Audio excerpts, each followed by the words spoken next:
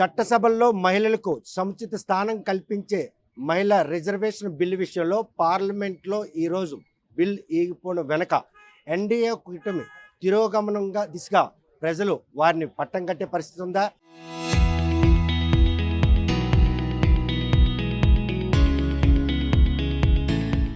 లేక మహిళా బిల్లు వీగిపోవడానికి ఈరోజు ఇండియా కూటమి సక్సెస్ ఫలించిందా అన్న విషయం ప్రస్తుతం మాజీ మున్సిపల్ చైర్మన్ ఎంఈ పద్మావతి ఉన్నారు. చూస్తే కనుక మహిళలకు చిరకాల వాంఛ ఈరోజు చట్టసభల్లో మహిళలకి ప్రాధాన్యత ఇవ్వాలి, రిజర్వేషన్ ఫలాలు అందాలని. కానీ ఈరోజు పార్లమెంట్లో ఆ బిల్లు వీగిపోయిన వెనక ఎవరి తాలూకు నిర్లక్ష్యం ఈరోజు మీ పాలిట శాపంగా మారి? నిర్లక్ష్యం అని అనడానికి లేదు. ఏదైనా మహిళా బిల్లు ఆమోదం అయితే అందరం సంతోషపడేవాళ్ళం. ఇప్పుడు చట్టసభల్లో కానీ ఇతరత్ర నామినేటెడ్ పోస్టుల్లో కానీ ఈవెన్ కోవెల్లో కమిటీ వేసిన మా జగన్మోహన్ రెడ్డి గారు మహిళలకి సగభాగం ఇవ్వడం జరిగింది.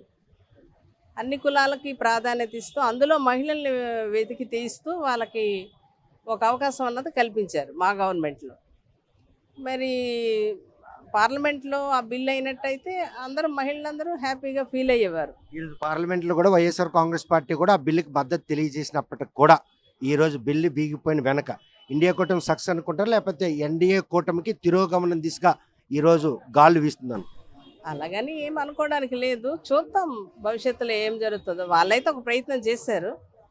దానికి సంబంధించి ఇంకేం జరుగుతుందో ఇంకా 3 సంవత్సరాల టైం ఉంది కనుక మరోసారి బిల్లు ప్రవేశపెట్టడానికి కూడా అవకాశం ఉంది కనుక చేస్తారనే నమ్మకం ఉంది. ఆమోదం తెలుపుతారు అని అన్ని పార్టీల తాలూకా వైఖరిని పరిగణనలు తీసుకునే పార్లమెంట్లో బిల్లు ప్రవేశపెట్టని అమిత్ షా మరొకసారి పునరుద్ధరించారు. అయినా కూడా వీగిపోవడం వెనక ఎటువంటి శక్తులు ఆటంకంగా నిలిచాయి? కొన్ని పార్టీలు వద్దనుకోవచ్చు, కానీ వాళ్ళ మనసుకు కూడా తెలుసు ఇది మహిళా సాధికారత ఉండాలి, మహిళల ప్రాధాన్యత పెరగాలి, మహిళలు అయితే మనకన్నా చక్కగా వాళ్ళ అవకాశాన్ని వినియోగించి కష్టపడి పనిచేస్తారన్న విషయం అందరికీ తెలుసు. కాకపోతే రాజకీయ పరంగా కొన్ని ఇబ్బందులు ఉండొచ్చు. ఏదేమైనా ఈ 3 సంవత్సరాల్లో మహిళా బిల్లు అవుతుందని నా తాలూకా నమ్మకం. ఇండియా కూటమికి ఇది ఒక గొడ్డలి పెట్టిగా భావించవచ్చా? నియోజకవర్గ పునర్విభజన విషయంలో కూడాను ఈరోజు ఆ బిల్లు కూడాను ఈరోజు అంటే ఎన్డీఏకి ఫేవర్గా డీలిమిటేషన్ సంబంధించి జగన్మోహన్ రెడ్డి గారు ఎప్పుడో చెప్పారు డీలిమిటేషన్ చేయాలన్నది.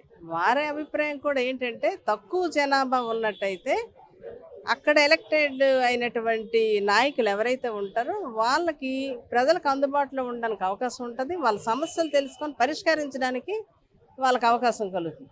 అందుకు జనాభా తగ్గించాలన్నది వీరి కాన్సెప్ట్. డీలిమిటేషన్లో అవన్నీ వస్తాయి కనుక సంతోషమే. కానీ మహిళా బిల్లుతో అది యాడ్ చేయడం వల్ల రెండు మరి వీగిపోయినట్టు అయిపోయాయి. సందర్భం వచ్చేటప్పుడు డీలిమిటేషన్ కూడా అవుతుంది. ఒకవేళ జనాభా లెక్కలు మళ్ళీ ప్రారంభించి అవుతే ఇంతకన్నా సీట్లు తగ్గిపోయే పరిస్థితి ఉంటుంది. కానీ ఏదైతే డీలిమిటేషన్ ప్రక్రియలో మాత్రం ఈశాన్య రాష్ట్రాలకి తీవ్ర నష్టం సంభవిస్తుంది అని పసిగట్టినటువంటి తమిళనాడుకి సంబంధించినటువంటి స్టాలిన్ తీసుకున్న స్టాండ్ ఈరోజు ఆ బిల్లు వీగిపోవడానికి ఆ పునర్విభజన బిల్లు మళ్ళీ వాయిదా పడ్డానికి దోహదపడిందంటే, నేను ముందు చెప్పినట్లు వాళ్ళు జనాభా లెక్కలు తీసినట్లయితే ఇంతకన్నా స్ట్రెంత్ తగ్గిపోద్ది కదా. ఏది పార్లమెంట్కి కానీ దేనికైనా తగ్గిపోయే పరిస్థితి ఉంది. అది బేస్ చేసుకున్నా మనం సక్సెస్ అయినట్టే, ఇదైనా సక్సెస్ అయినట్టే.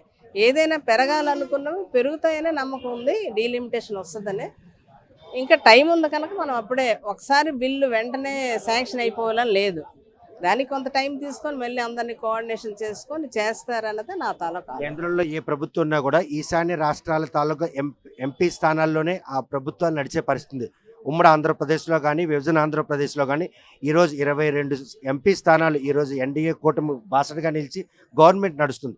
ఇటువంటి తరుణంలో డీలిమిటేషన్లో మాత్రం ఉత్సుకత అయితే చూపారు. కానీ ఈశాన్య రాష్ట్రాలకి ఎంపీ స్థానాలు పెరిగే విషయంలో 50% రిజర్వేషన్ ఈరోజు దోహదపడలేదంటే అలాగని అనుకోవడానికి ఏమి లేదండి. ఎవరి ప్రాధాన్యత వాళ్ళకు ఉంటుంది. ఇప్పుడు అటువైపు ఎక్కువ వస్తే ఇటు తగ్గించేస్తారు, అలాగ ఎందుకు అనుకోవాలి? అందరూ ఎవరు ప్రధానమంత్రికి ఎవరున్నా ప్రజలందరూ శ్రేయస్సు కోరే నాయకుడే ఉంటారు. కానీ ఏకపక్ష నిర్ణయం మాదిరిగా ఎన్డీఏ తాలూగా నిర్ణయాలు ఉన్నాయి. ఇప్పుడు తెలిసింది కదా దానికి. దీనికి రెమిడియేట్ వాళ్ళే ఆలోచిస్తారు. ఎలాగైతే సక్సెస్ అవుతామో, ఎలాగైతే ఈ బిల్లు పాస్ అవుద్దో వాళ్ళే ఆలోచిస్తారు. నెక్స్ట్ బిల్లు పెట్టి శాంక్షన్ చేస్తారు.